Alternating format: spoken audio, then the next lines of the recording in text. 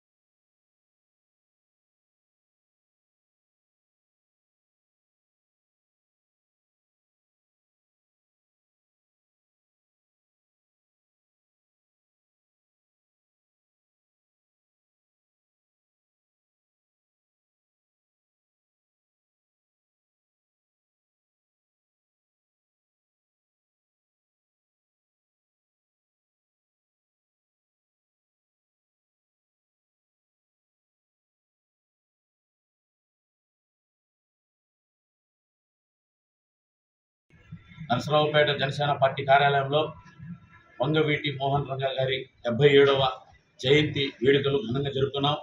అలాగే కుల మతాలకి అతీతంగా బడుగు బలహీన వర్గాల ఆశాజ్యోతి వంగవీటి మోహన్ రంగ గారు ఆయన ఆశయ సాధనలను పాటిస్తూ నరసరావుపేట జనసేన పార్టీని బలోపేతం చేసుకుంటూ ముందుకెళ్తామని ఈరోజు నరసరావుపేట జనసేన పార్టీ కార్యక్రమంలో భాగంగా నరసరావుపేట కార్యాలయంలో వంగ గారికి ఘన నివాళిని తెలియజేశాము.